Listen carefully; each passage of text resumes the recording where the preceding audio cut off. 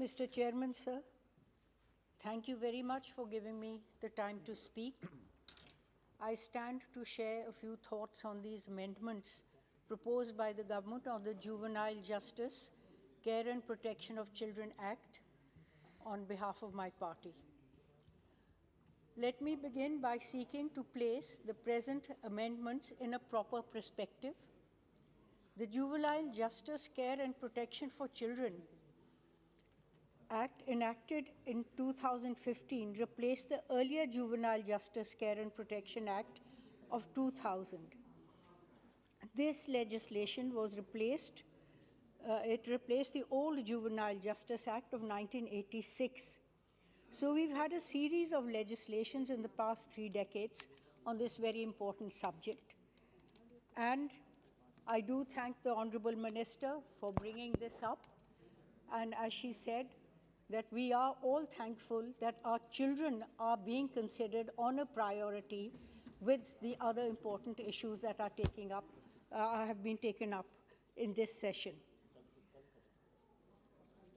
The 2015 Legislation Act brought by the NDA government had the following aims and objectives. I quote, "An act to consolidate and amend the law relating to children alleged and found to be in conflict with law and children in need of care and protection by catering to their basic needs through proper care, protection, development, treatment, social reintegration, and by adopting a child-friendly approach in adjudication and disposal of matters at the behest of for the best interest of children and for their rehabilitation through processes provided and institutions and bodies established hereunder, and for matters connected therewith or incidental thereto," unquote. The present bill introduced by the Honorable Minister, Shrimati Simriti Irani ji, seeks to make certain amendments in the existing legislation of 2015. While we all support such a bill, let me say that we must all, as representatives of the people in this august House, consider carefully the proposals before taking any decision. What is at stake is how the society and criminal justice system deal with juveniles in conflict with law, and what institutional mechanisms are we proposing.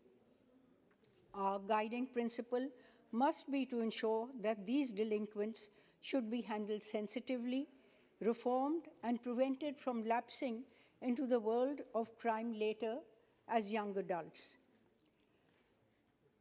Chairman, sir, I would like to draw the attention of the House to some very key amendments and the import of the proposed changes. First and foremost, the proposed amendment puts the entire onus of the child's welfare on the district magistrates, ignoring the fact that the DMs have already been overburdened. They are overburdened authorities with the charge of the entire district on their shoulders.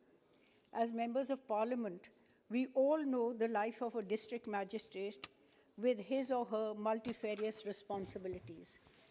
Under the proposed amendment, DMs will be the overarching authority for exercising all functions related to adoption, including the issuance of adoption orders without the requirement of court sanctions.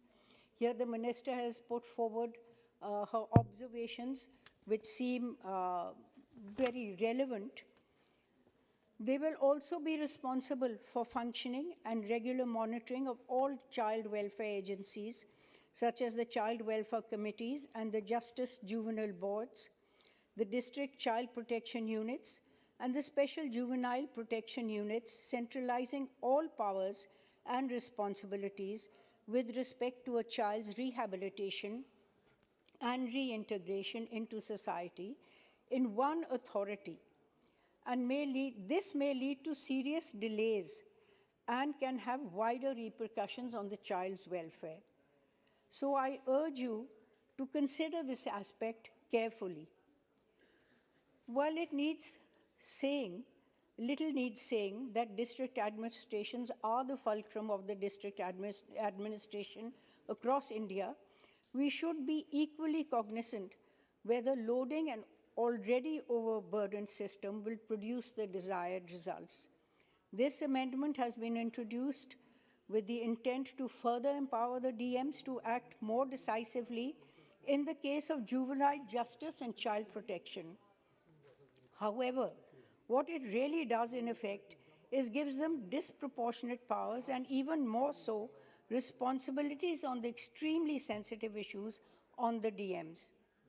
However, if we collectively feel that these responsibilities need to be devolved upon the DMs, then the ministry should also consider providing them suitable assistance to ensure that this important issue of juvenile justice does not get sidetracked in the rigmarole of their day-to-day work. Secondly, the grievance redressal and conflict resolution powers have also been taken away from the judiciary and given to the executive. This is against the principle of separation of powers and takes away the role of the judges, who are specialized authorities when dealing with matters of law. We need to ask ourselves whether this proposed amendment will truly bring the desired changes. Thirdly, the categorization and distinction of serious crimes under proposed amendment from the category of heinous crimes under the current law was necessary. Under the prevailing law, juveniles aged 6 to 18 could be brought out of the protection of the juvenile justice system and tried as adults if they had committed a heinous crime. The latest amendment essentially limits the ambit and the circumstances under which this could take place, thereby protecting the rights of juveniles and only bringing those juveniles into the adult criminal system who have committed crimes and offenses where punishment for the offense exceeds 7 years. The new category of serious offenses is also in compliance with the Supreme Court judgment in Shilpa Mittal versus State of NCT of Delhi and another, 2020, wherein it was held by the two-judge bench that treating children as adults is an exception to the rule, and when two views are possible, then the view in favor of the children must be taken. This amendment is therefore a step in the right direction, since it brings the focus on rehabilitation of juvenile delinquents instead of retribution. The minister mentioned that the criteria for child welfare committees under Section 9 of the bill seeks to introduce a new criteria, which I think is very welcome, that you have specified what the guidelines should be for selecting the committee, and they should be held responsible. So I think that this is a very welcome step. Thank you very much. There was one thing in this, Honorable Minister, that I would like to say through the chairperson, that when you spoke in February 2021, you mentioned that there is no provision under law to check whether a person has been charged with child abuse. I think we must address this critical loophole in the legal framework. The other thing was the budget cuts and the superficial changes that have been made. I know that in 2021, you had an allocation of about 1,500 crores, which was then downsized to 800 crores. And I think this year it's come up a little bit to 900 crores. And I think the committee reports, like you yourself said, have shown that there's been gross negligence in a lot of the homes, where even there are no special toilets, there's no place where they can change, there's no separation for the sexes, there are no beds, and a lot of other things. So to make sure that all this is properly dealt with, I think that the budget allocation should have been a little bit more. Chairman, sir, now that I have highlighted some of the key changes and their implications, I would like to place only one point for consideration to this House. Social legislations, such as the one we are sitting here for today to discuss and debate, these need to be considered very carefully.